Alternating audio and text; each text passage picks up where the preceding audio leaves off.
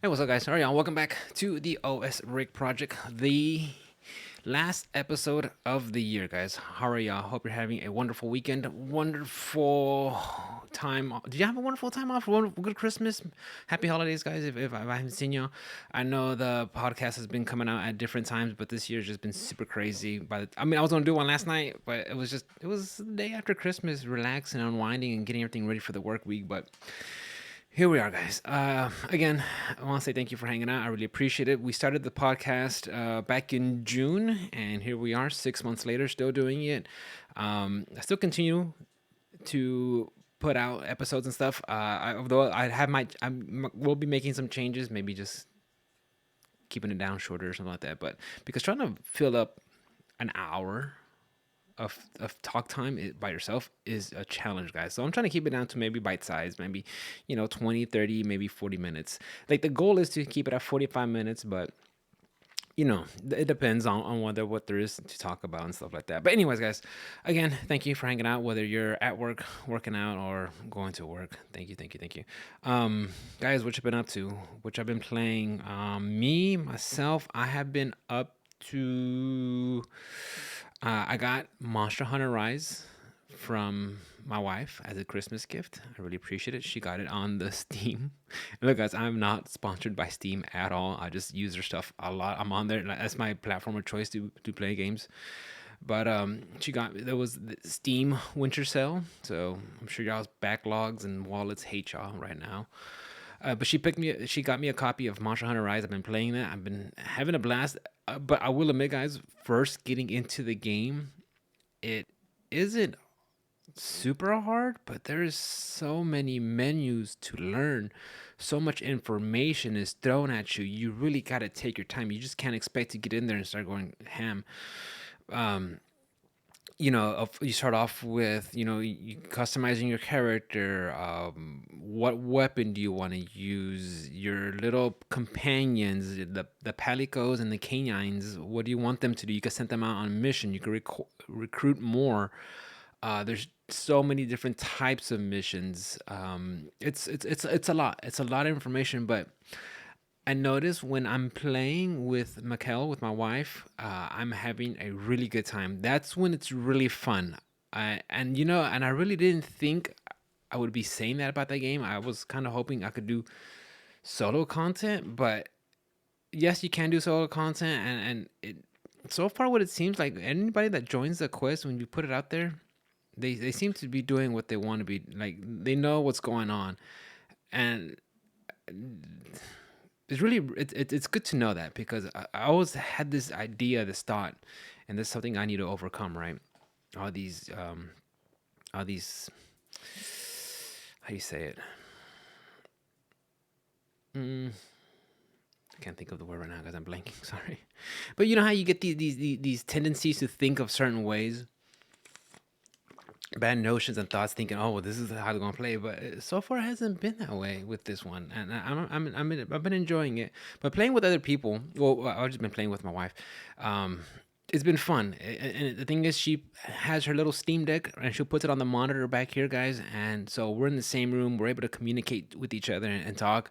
I'm gonna take a potion, or I'm gonna back off and sharpen my blade, or and she's using the hunting horn to keep the heals up. So it's been really fun. I've been enjoying it, and um, I did play a little bit of Monster Hunter Rise when it came out, and it didn't click for me back then. But you know what? I think this time we're gonna try it out.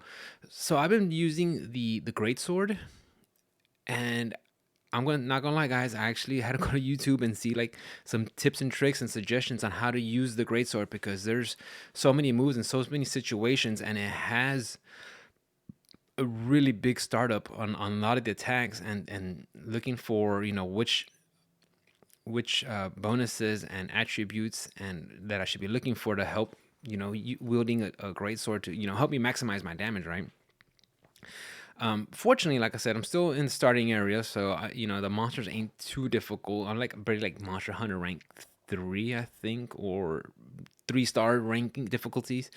Um, so I'm still learning that. I want to get. I'm learning the great sword and crafting weapon. But like again, the only thing that's daunting about that game, that title, is like it's all of the sub menus, so many things to do, and that's not inherently a bad thing. It's just it makes it a steep learning curve, and honestly, it's probably gonna make it a really great game, just because there's just so much things to do. And the more things you can do is usually the better, right? Maybe is there such thing as having too many things? If there is, I haven't, I haven't came across that yet.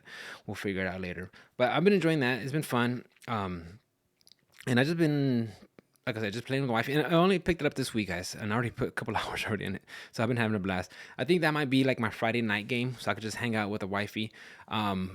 And whoever's on and wants to play with me, for sure, I have no problems, no issues. But like again, I'm just in the starting level, so I'm gonna be patient with me. What else, guys? I've been playing. Oh, Final Fantasy Crisis Core on the Nintendo Switch. I've been watching that. I've been playing that. I did watch a video from Digital Foundry. Guys, check them out on YouTube. They're always putting up numbers for well, they're always putting up videos on the numbers and frames and performances of titles across the different consoles and PCs and on different GPUs and how it's running. They have a lot of interesting stuff, so check them out, guys. But I've been watching them, and they've been talking about how the Crisis Core Switch version keeps up with how it performs on the Switch, and to me, it's been running solid, been decent. It's been 30 frames per second. Again, guys, it's a Nintendo Switch. I'm not asking it to be 1080p at 60 frames per second. I know what that system's capable of. As long as it's a steady, uh, my dogs, a steady 30 frames per second, I'm fine. I know what that system's about, and as long as the companies and publishers are doing solid ports, that's all I care about, honestly, tell you the truth. But Final Fantasy Crisis Core, I have been enjoying it. Um, sometimes I don't know how I feel about Zach. I like him, and then sometimes I'm like, man, who wrote this? Um, the the the story is a little odd. The characters all have one wing, have one wing on them, and it's just odd. It's just odd sometimes. It's like, man, I mean, I know Sephiroth had it, but you kind of just saw it like near the end when he transformed and summoned. You guys played by this time, guys. I'm hoping y'all played the OG Final Fantasy VII. Okay, you see it once he super transforms and he summons Meteor. That's when you see it. But man, on Crisis Core, you're seeing it just right out the gate, just already, and like, how are these guys flying with just one wing? That's just. I know it's not supposed. It's a video game, right? Don't take it serious, but it's like, bro, like you physically cannot do that. But besides that, though, the actual gameplay of it, of the actual gameplay, of Crisis Core, I'm having a blast. It's pretty good because when you're playing the game, of course, you have the main story, and it's set out like in chapters and sections, just like Final Fantasy VII Remake. But every save point, you have the option to go on missions, and the missions are very small, bite sized. Go through like a little, you know, a linear map already that's already set, and you just go through it, and they'll cut off some certain sections so you don't have access to, but you just go through there and fight some enemies along the way, and they give you experience points, they give you items, they give you access to other missions. And what I've been really enjoying about Crisis Core is the missions that you could just do a couple here, then put the game down, and you're fine. And the fact that you're always getting all sorts of materia that have different combinations, and you have 5 slots of equipment, so you don't have to worry about having to change every little thing. You can have one set to like, look, with this build, I want to do mostly thunder damage. On the other one, I want to do or lightning damage. On the other one, I want to do fire. I want to do ice, or I want to do focus more on physical attacks. And they each change your loadout and uh, uh, your accessories, and they all have different abilities, and that is really cool because you could set up a different loadout for different situations and monsters that you come across, because Excuse me, guys. Some of them, you might go to an area where most of the monsters are mechs and they all have a weakness to lightning. So, you just go to that loadout, put it up, and have a blast. And it hasn't been too difficult so far. I mean, at the very beginning, I was having issues. I was having trouble beating Bahamut. But after I learned that, like, you just can't hack and slash your way through. You actually have to roll out the way, know when to use your spells, and have to properly guard against the attacks. After I got that down, I was able to defeat him. But at first I was kind of going. I don't know if you guys have this mentality sometimes, but when you get like an early game and you're like, I'm just gonna. It's early. The game's not gonna kill me. It's gonna let me just win. No, not this one. This one will kill you if you're not prepared. And I've kind of noticed that with when I was playing Alive, where I was thinking, oh, it's the beginning area. I'll just attack my way through everything. No, like, this game will kill you if you're not prepared.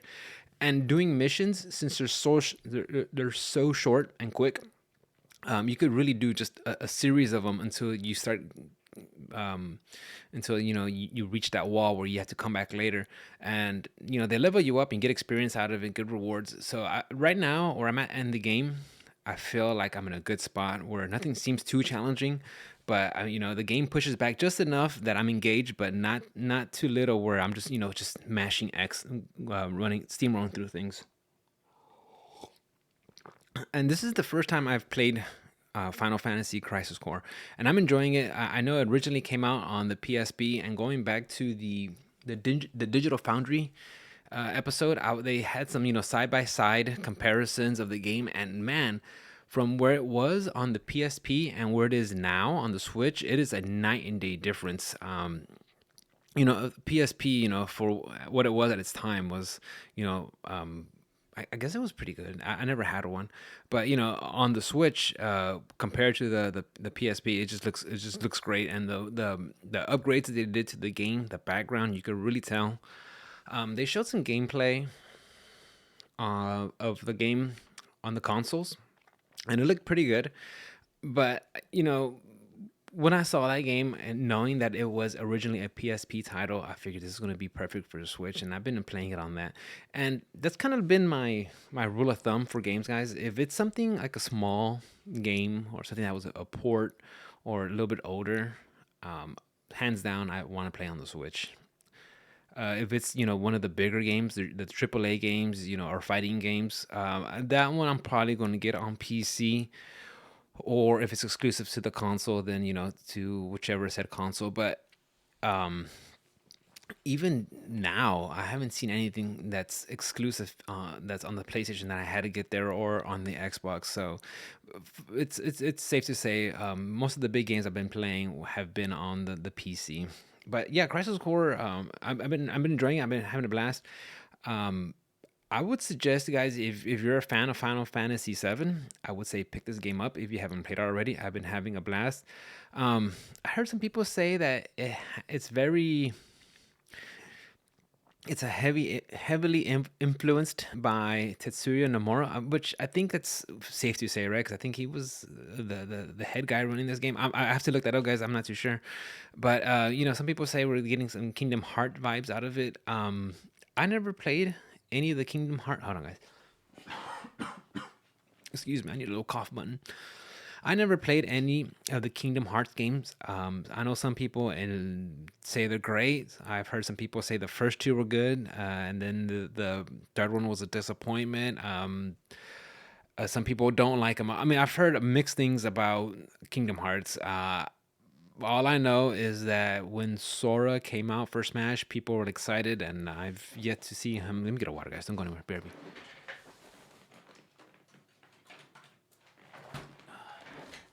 I should have had a water ready for me. What an unprofessional, guys. I'm sorry.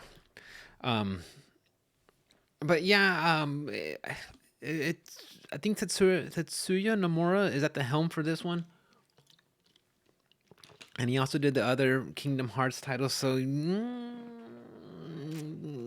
guys, coming at it as a Final Fantasy VII game, a Final Fantasy VII fan, I'd say give it a shot. Especially if you haven't played it before and you have a Switch. I've been having a blast with it. It's not bad at all. I've been having fun. So Monster Hunter Rise and um, Final Fantasy Crashers Core have been the games that I've been playing the most. Guys, if y'all haven't seen it already, if you guys do play a lot on Steam and whatnot, um, have y'all seen the y'all Steam replay for 2022? I was able to check it out, guys. If y'all want to look at it, you could go onto the homepage and under news and noteworthy, you could click on that and a little drop menu will come down and you can see your Steam replay and it shows you all the games that you played. And I'm looking at mine right now, and by the percentage of all the games that I played, the top 5 games is Elden Ring, Guilty Gear Strive, Sekiro, Street Fighter 5, and King of Fighters 15. So just looking at these 5 games, like FromSoft and fighting games, that's the majority of what I played on Steam. 48% of that was Elden Ring, and I did play a lot of that. Um, and I kind of want to like use that as a transition for the next part, guys. But looking back at 2022, what were your thoughts on it, guys? How do you feel about that year when it came to gaming? Overall, I think it was really good.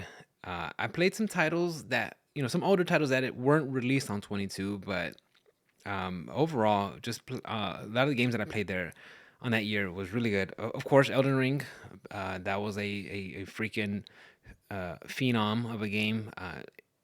And what I like about it, I know I'm gushing about freaking Elden Ring, but what I like about that game is that even people who don't even play Souls games, like my wife, she even played it for a bit and actually, she didn't kill any major bosses, but she actually got into the game, explored Limgrave, and actually worked on her little character and went around, and she actually had a good time with it. So that just lets you know like how good a game is if when someone that even doesn't even play the genre is willing to give it a chance and even play. I mean, maybe didn't she? Of course, she didn't play it to the end, but she did play it.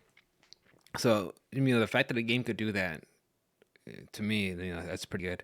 Another game like that is Hades. Again, my wife, she does not like roguelikes, but Hades was such a good game that, she was able to play it, and she played it more than I did. She got the true ending and just about almost, I think she almost planned that game. I think she's like 3 or 2 achievements short of getting all the trophies for that one. What else came out this year? Or that I played? Persona 5 Strikers. Did you guys get a chance to try that one out? I didn't think I was gonna like that one. I was never a fan of a Muso style games. Excuse me, but when I actually being a fan of Persona 5, when I actually sat down and actually played this game, and at first it didn't click with me. It was just a lot of stuff thrown at me. But once I was able to come back to the game and give it its fair shake, I enjoyed it immensely. It was really fun. It was really cool. And of course, a lot of it had to do because it's tied in with Persona, which I'm a fan of. The other one, other Musou style game that I wanted to try out and I haven't had a chance to was Fire Emblem. Oh, it's got Three Hopes. I think that's the one. It's like a based off of three houses, but it's a Musou style of that game. I want to try that one out, but I never got around to it. But might put that one. Might put on the backlog for next year. But yeah, Persona 5 Strikers. If you're a Persona fan, guys, Persona 5. If you like that one, I would say give Strikers a shot. Again, I wasn't too crazy about the gameplay, but after I was able to learn and pick it up, I actually enjoyed it. And honestly, to tell you the truth, I like the fact that I got to revisit uh, Yosuke and Ren and Lady An and see what everybody was up to. To me, that was the best part. It's just the continuation of the story with those guys. Fire Emblem Three Houses. That one came out the year before, but I had a really good time once I was able to learn how the mechanics, the finer nuances of that game. I really enjoyed it. And the thing is, it was my wife who played it. She played it first, and then I came back and just kind of like peeked over her shoulder to see how she was playing. And then when I picked it up, I was able to yeah, ask her to give me help, and just when I had questions, because that's another game that has a lot of menus in the game that you have to learn. But yeah, Fire Emblem, super excited. uh, I'm super excited for Fire Emblem Engage, but we'll talk about more in 2023 later. um Near Automata, that one, guys, I think I already said I already said this already, but that's like becoming one of my new favorites. That I had a really good time with it. And I'm pretty sure I might have mentioned this already, but at first when I saw Near Automata, I was thinking, man, just this is just a fan service game. They got this, the MCs in this little outfit. You could like peek the camera, you could look under her skirt, and big old swords and just destroying robots and shit. And yeah, yeah, yeah, yeah. But when I actually sat down and played the game, and I realized there's actually like layers to this. There's strategies. You have different weapons you can use. You could put different chipsets in your character to have different effects. And then when you actually finish the game with one character, the story continues with you. So yeah, again, guys, don't think that just because you played the game once, you completed one story with 2B, that the game's over. No, you have to come back and play with 9S, and then again with A1, A2, A2. I'm sorry, A2, A1. I'm thinking of the steak sauce. Then you have to come back and play it as A2. But once you play with all three characters and you get their stories, and then you get a full grasp of the story. And like I said, guys, I enjoyed it. It was so much fun. It was so cool. It was the way it plays, the fact that there's just so many things you could do with your characters, and it had different chips and loadouts, so you could have it for different situations. um the world wasn't the biggest world, but it's fine for what the message that I was trying to bring across, and the way it actually played. I had a blast, and I actually went back a couple of times lately just playing the game, and not as much as I did when I first got it, but I did go back and play with it. And I'm playing with 9S, and honestly, to tell you the truth, guys, when I first got 9S,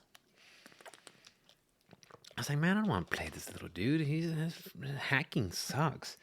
But hacking actually becomes a lot more fun once you start playing with it. I really been enjoying it, and the voice actor for 9S is just phenomenal. So honestly, guys, in Nier Automata, I know it's been out for a while now, but I played it this year on the Switch, and don't sleep on it, guys.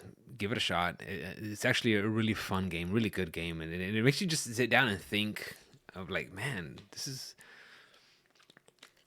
like, it makes you reflect on what's going on. Um, what else did I play? Oh, I played Star Wars Fallen Order. That one, I was pleasantly surprised with that game. I thought it was gonna be just a freaking Souls ripoff, whatever. But it does have. It wasn't as challenging. It wasn't as challenging as like Bloodborne or Sekiro or something like that. But you know what? The gameplay was good, and what they really nailed in that game, which I'm looking forward to for the sequel, which I plan on playing on console, because I do not want to get a freaking third party freaking launcher.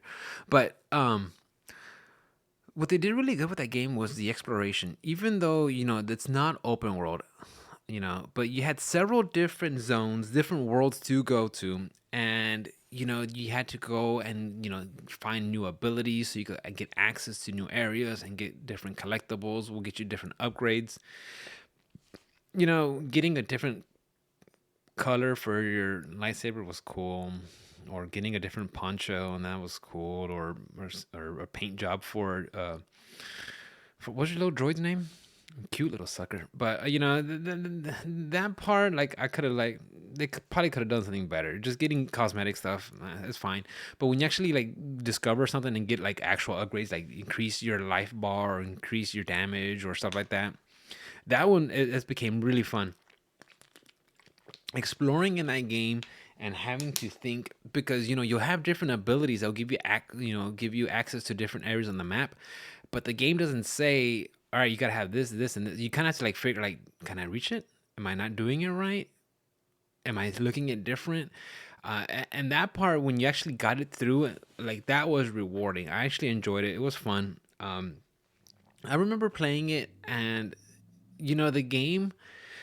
If you were stuck on a puzzle, the characters will like talk. Well, it was what was the character? Kyle Cuscus.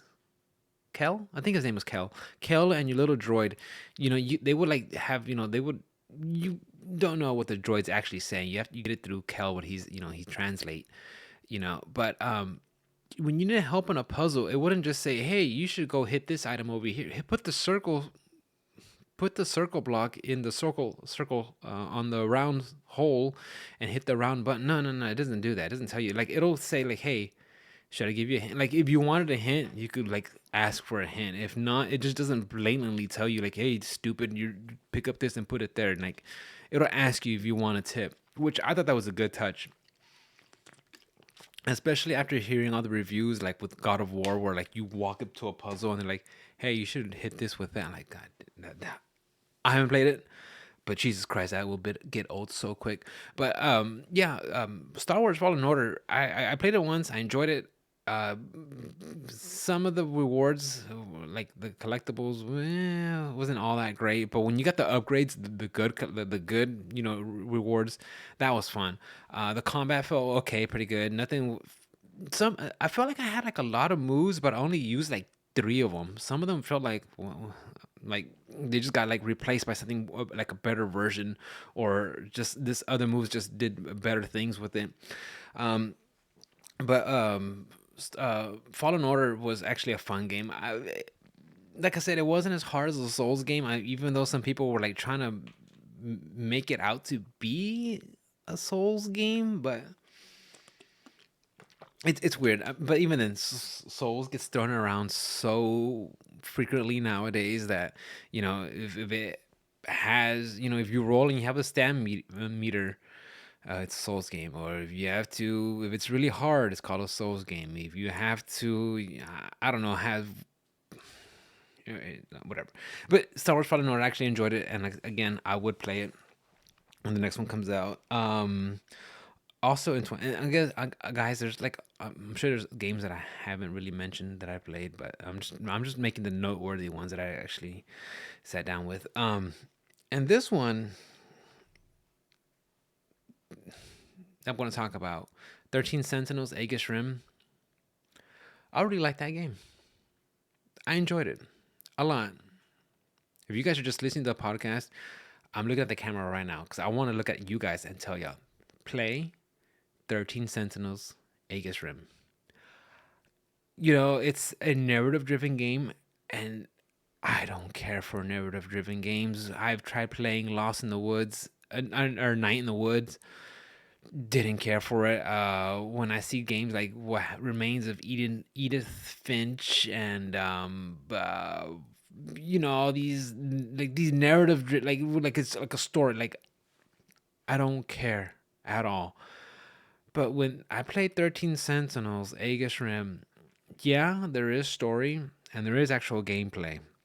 Some real time strategy. Like they split the game in three parts, like all the information and resources and glossary and timeline of what's going on, the actual story itself, and then the RTS part. So they have all three, and you can't get too far in one without having to advance the other. So you have to make a balance of all three and check them out. Well, maybe for like the index resources ones, that just kind of like use that for like, what's been going on in the story so far, and what's going on, because it's a very complicated story, but it was so good.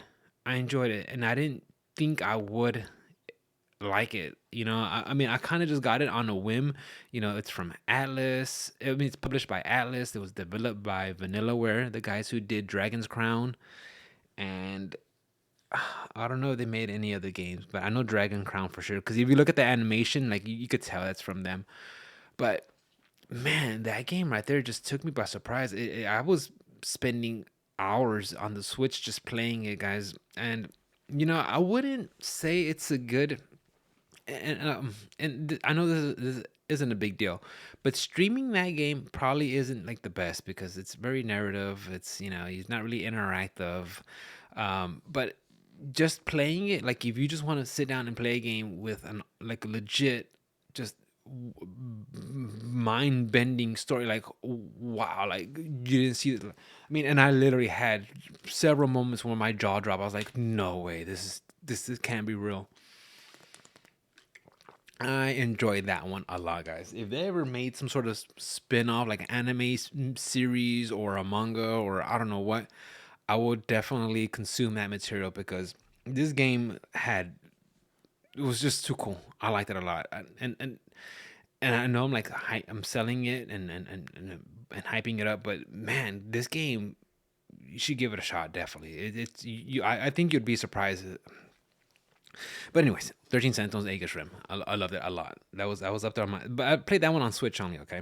Um, as for 2023, what are we looking forward to, guys? What are y'all excited for? And let me know. I've asked this question on my Discord. I've asked several of my friends what they've said, and I wrote down.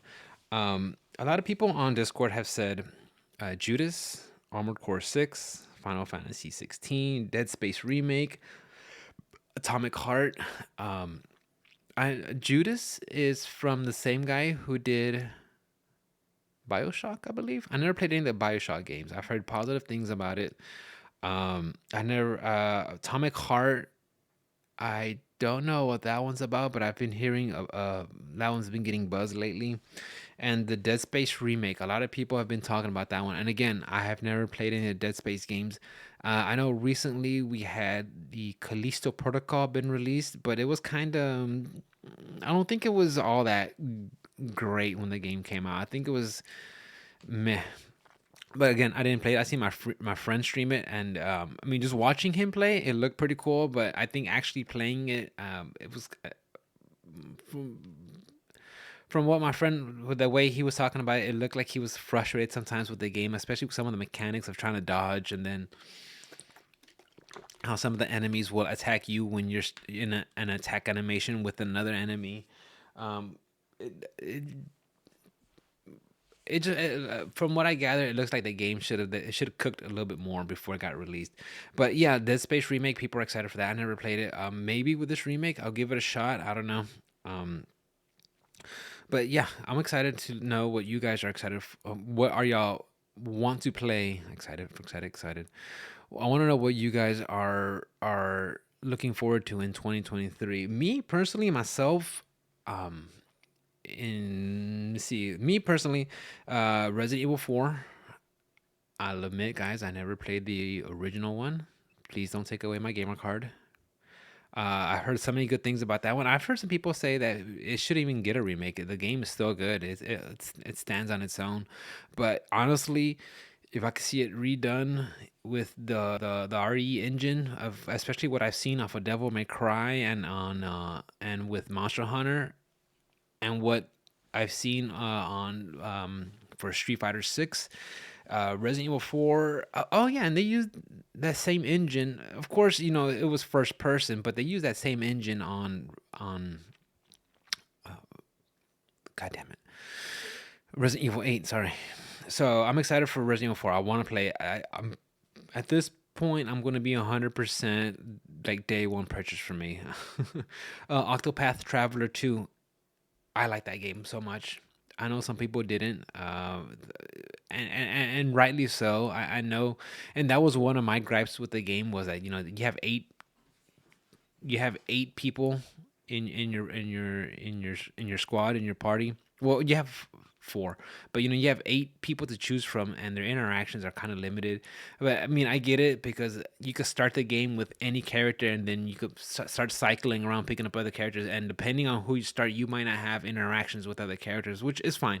Maybe if it started in a certain preset way and you got these characters in certain order, then maybe you'd have more interactions. But since you could like pick your own adventure, who you start with, I could see why there's not that many interaction. And honestly, and I said this before, guys, if they would have called it quad path traveler, like you only have four characters and they would have done more interactions between them, I think that would have been better. But honestly, like having all these eight characters, not all of them were my favorites. I like playing Cyrus a lot. He was the one I started off with. Ulberic. Who else did I use a lot? Oh my God, what's the name of the rogue? And who else did I use? The cleric. Those are the ones I use the most, and I would rotate them in and out. But Octopath Traveler. I mean, also it was made from developed by Team Asano, I believe, and they used a lot of the 2D HD looks. Were still pixelated, but it looks wonderful, and I don't care what anybody says. Pixel art just ages honestly the best out of everything else. If you look at the pixel art from Super Nintendo, Nintendo, and you compare it to PlayStation One, Nintendo 64 graphics, I mean, it honestly, I don't know, and it's beauty's in the eye of the beholder, right? So be biased, but I think pixels just hold up way better than those older 3D models. And I'm saying this as a fan of Final Fantasy VII. You look at the sprites. I mean, at the models. Yeah, they didn't age all that well. But that game is just it's such an icon. It's such a wonderful classic, wonderful game that I could oversee it even 20 years later. Octopath Traveler 2, Fire Emblem Engage. After playing Three Houses, me and Mikhail have already decided Engage is going to be day one purchase.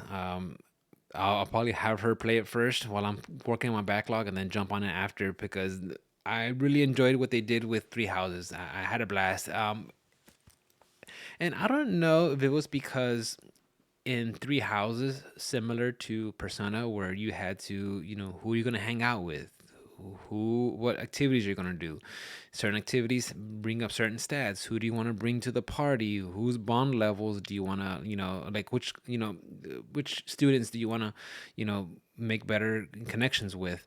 So I'm kind of hoping Engage has some of that, but even if it doesn't, the core gameplay of it, of being on the battlefield and using your units to, plan your attacks, I did have a blast with that. So Fire Emblem Engage were in there. Street Fighter Six, of course. I mean, I just told you about all the fighting games that I played, all the games that I played, and 3 out of 5 of my top games were fighting games. So yeah, Street Fighter Six were in there. Armored Core Six. I never played one, guys. I'll admit. I knew Armored Core existed. I never played it, but the way FromSoft has been doing what they've been up to, the way they rolled out Elden Ring, I'm gonna play Armored Core Six. I'm excited for it, and I think we talked about this before, but you know, um, FromSoft recently got purchased. Well, not completely, but a certain percentage of it got purchased by Tencent and Sony. So you know, every time I see Tencent putting a claim on something, red flags go up. Like, great, they're gonna turn this into a mobile game. They're gonna have microtransactions. But I'm hoping, and I really am hoping, that FromSoft just uses that money just to make the games better. And the thing is, like, you hear that so many times when somebody gets uh when Tencent gets a stake of their company, they'll say stuff like, we're still continuing to make quality games for everybody, and we're just using the financial backing from Tencent to help achieve our goals. But sometimes it's like, damn, dude, like, Tencent is just all about that. You know how they get their money, guys. It's just, I just don't want to see FromSoft become that, and I hope it doesn't. And with them getting backing from Tencent, or having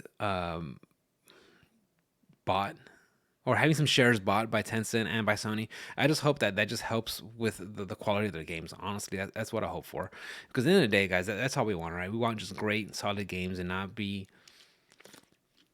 bombarded by microtransactions and advertisements to buy their in-game stuff and in-game currency just for whatever. So Armored Core 6, that's something I'm excited for. Even just when I watched the teaser trailer at the Game Awards, like, oh my god, I can't wait. This looks so cool. Final Fantasy 16. And I've mentioned this before, guys, on other episodes. It's not, doesn't look like it's really turn based anymore. It's not, doesn't look like like a traditional JRPG, which sucks because I've always associated, Final Fantasy with turn-based JRPG action, but it's changed. It's not that anymore. And it's fine because there's other games that will fill up that role. It just sucks that Final Fantasy always being hand in hand with that genre, being that genre, them going a separate way. Like I'm not a fan of it, but at the end of the day, dude, they got to look out for themselves and do what's best for them. I just hope it's a good game. I just hope it's a fun game. And it's something that I get to enjoy and really play because, I played Final Fantasy 15. I played it once, and that was it. And I didn't play any of the DLC. Um, I remember playing it and thought the game was okay. It was fine. It was cool, but it wasn't enough for me to want to go back and do extra or find more collectibles or buy the DLC. I just thought it was an okay game. It was fun for what it was. I hope Final Fantasy 16 does way better than 15 does. I want to play it, but oh, I want to play it. you know, um, yesterday I actually did play a little bit of Final Fantasy 7 remake on the PlayStation. I had to charge some of the controllers, so I figured I'd play for an hour. Um, Final Fantasy 7, even though it's different, it's not a traditional turn based. You still, in my opinion, if you're playing it on hard, or even if you're just playing your first playthrough when you're not overpowered or over leveled for the game, even though you do a lot of your manual attacks, you still have to kind of play it like a turn base. You still have to plan out your attacks with, have Eris start casting something and have Tifa start doing this. It's just, that the fact that you can just switch on the fly to different characters, it is I think it's a good compromise for someone like me who wants it to stay a traditional role playing game, a traditional turn based, but they still want to have it just more action based. For me, what they did with Final Fantasy VII Remake is a good compromise because at the end of the day, I did enjoy it. I do enjoy it. I did enjoy it. So we'll take it as it is. So like I said, Final Fantasy 16, as a fan, I want to play it, but the track record lately, we'll see. Hades 2. Um, uh, I'm excited. That's it, 100%. I love the first one so much. I got that game way back when it was in early access. I loved it a lot. I told everybody about it. That was my 2020 game of the year. It should have got it over The Last of Us Part 2. Last of Us Part 2, I'm sure, is a cool movie. But you want an actual gameplay, Hades was there, and you actually had a good story. You actually had like even if you died, there was always something to do when you came back. New dialogue to unlock. All the items and currencies that you picked up along the way. You could use it to get more upgrades and stuff. But yeah, Hades 2, super excited. Even if it's more of the same, I'm down for it because they did such a good job with Hades. I loved it. And again, I tell everybody they should play Hades. It's just a great game. Darkest Dungeon 2. I never beat the first one. That game is hard, but it was a really cool game. The aesthetics, the style, the settings, everything on that game was just super cool. That one though, I am waiting. I haven't got any of the early access or the betas yet. That one I'm gonna wait till Red Hook Games is ready to put it out. So I'm taking my time with that one. So I'm in no rush.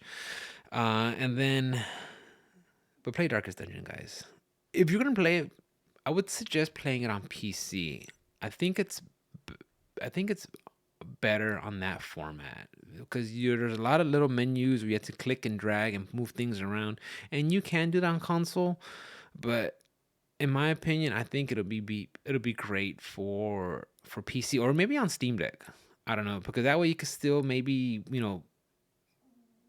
use the options to play it handheld because I think it'll be a great handheld game. But the fact that just you have to like put characters on different lines, grab items, move things there, like I think it'll be better for just to click and drag and everything.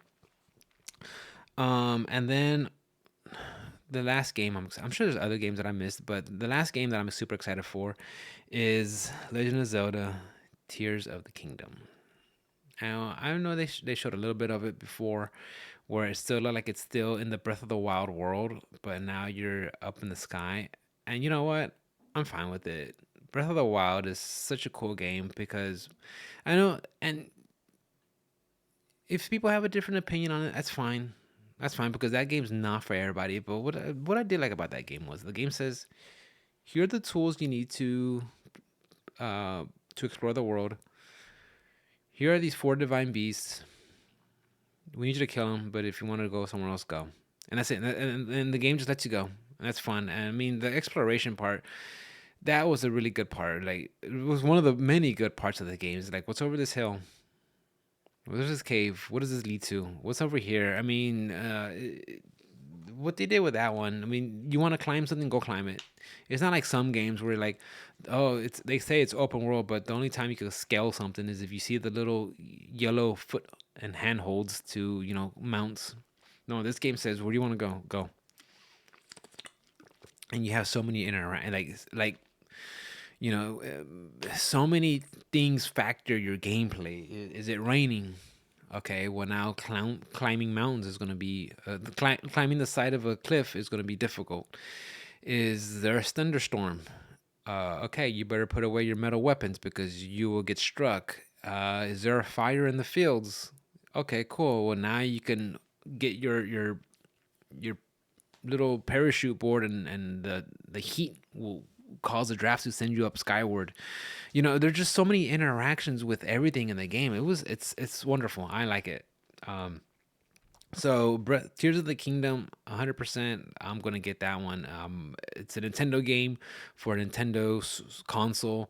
I'm sure they're gonna push the Switch to its limits using that game. I'm excited for it. And honestly, as big as Breath of the Wild was, I'm 100% sure that when that game releases, it's gonna be ready to roll. I doubt Nintendo would be okay with putting a product out there that's kind of like half baked. Now, mind you, Scarlet and Violet did come out last month, and it was kind of but you know what, that's kind of more on the Game Freak side.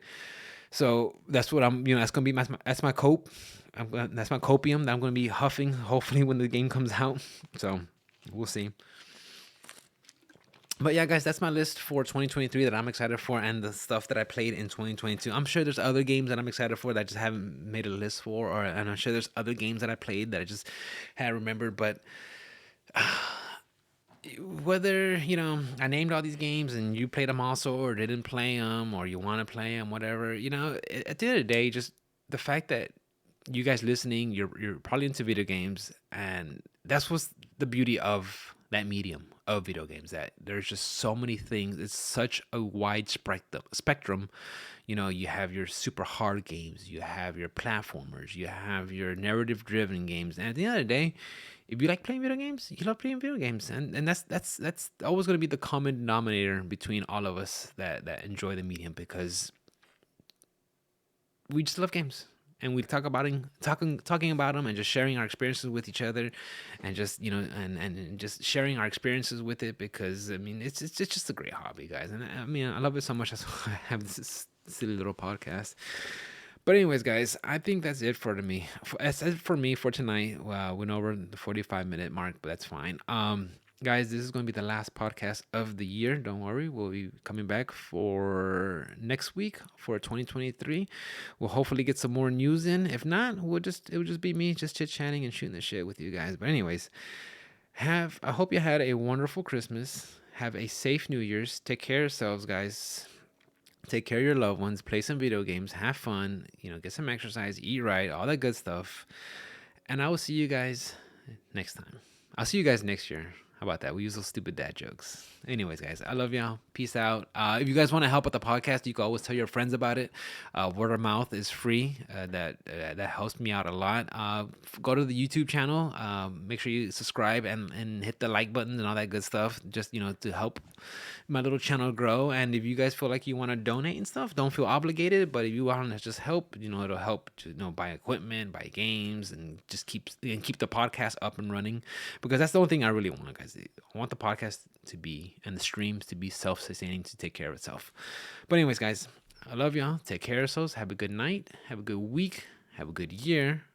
And I will see y'all next time. Bye, guys. Love y'all.